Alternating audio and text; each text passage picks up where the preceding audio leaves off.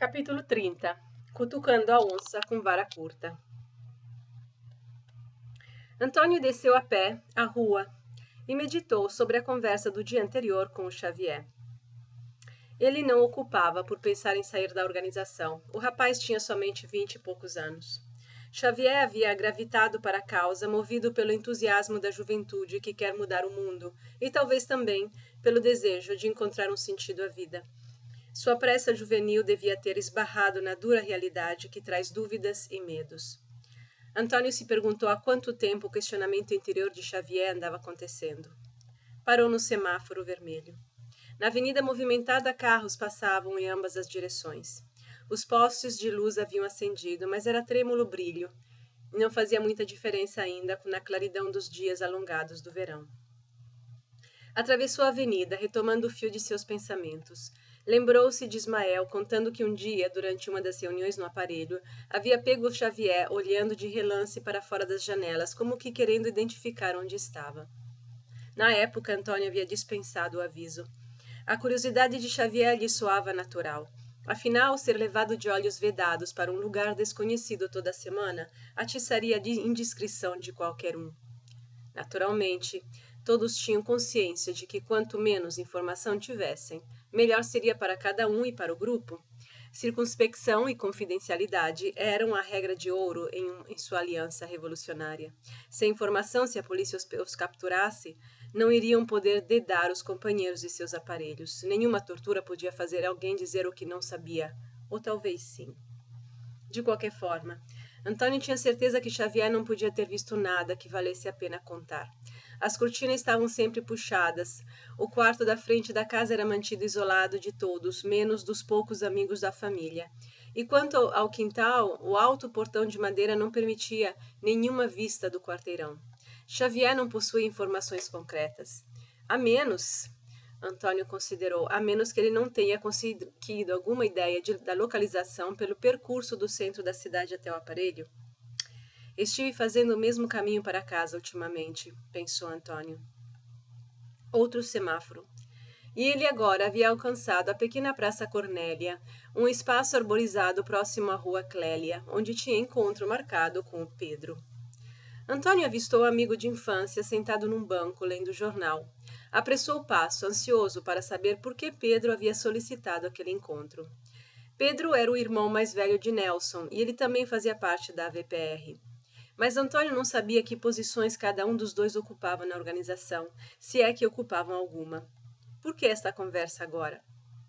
Oi, Pedro, disse Antônio, chegando perto.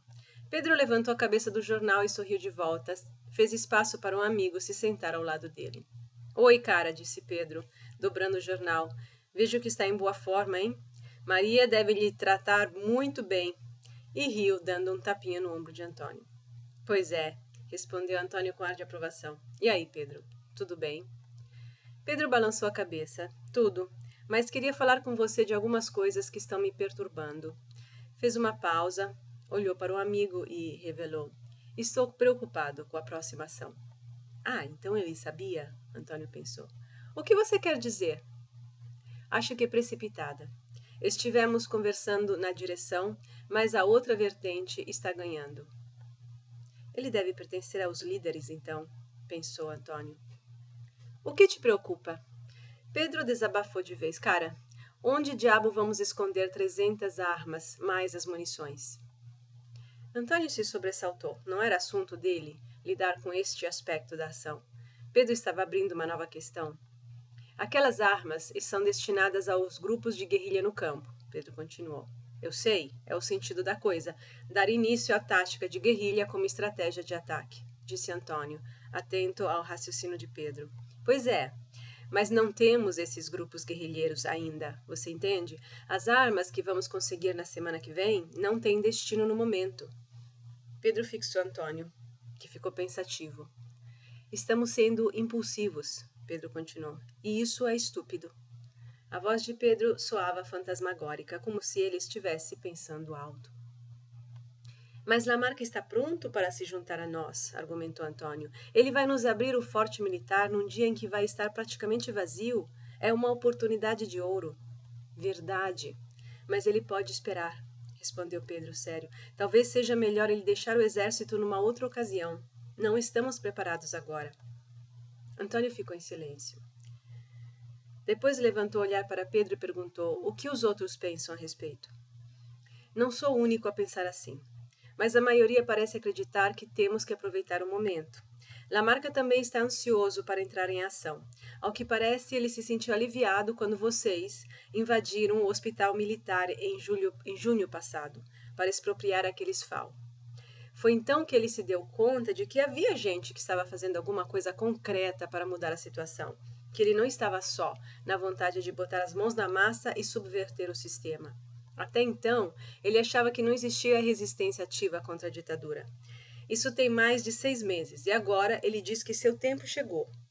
Pedro fez uma pausa. Mas eu discordo. Entendo.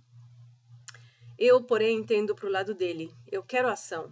Mas o que é que você está falando está fazendo-me refletir. Antônio ficou em silêncio por um momento. Depois retomou.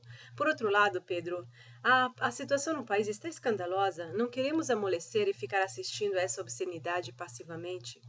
Toninho, pensa. Pedro se virou para Antônio para fitá-lo bem de frente. Pensa, Toninho, você se dá conta do tamanho da repressão que o regime vai jogar contra nós?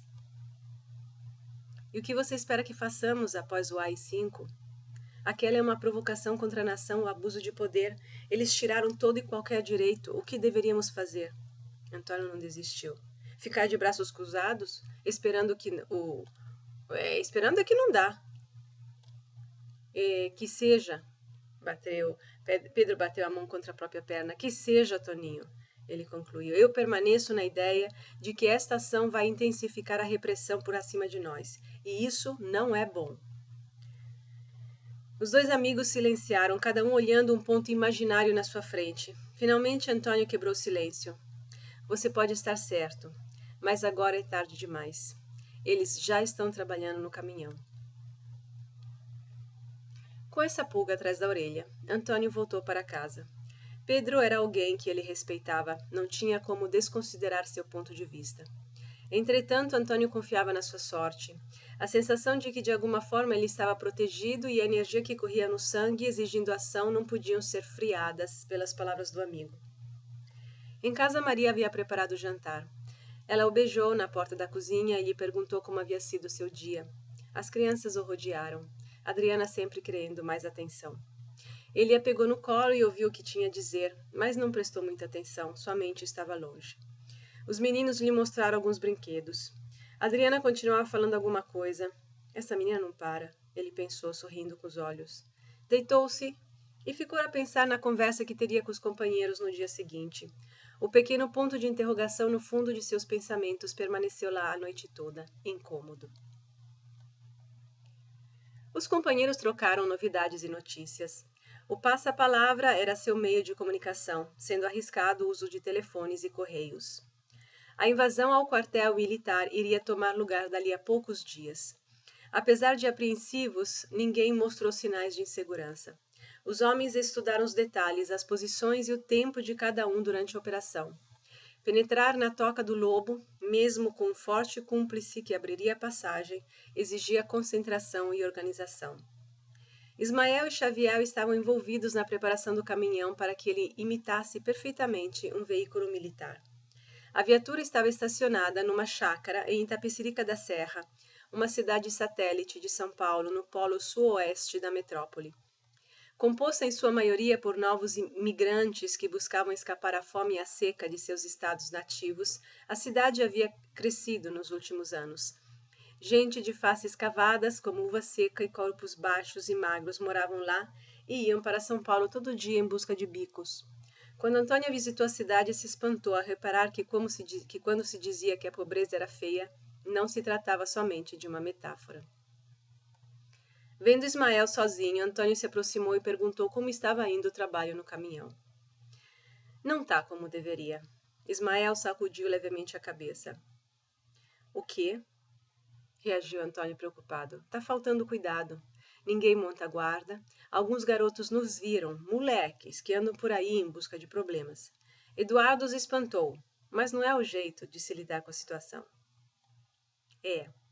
Antônio ficou pensativo por um momento, mas logo acrescentou esperançoso: somente mais uns dias, e vai estar acabado. Ismael balançou a cabeça, concordando. Vejo vocês depois de amanhã, no lugar de sempre.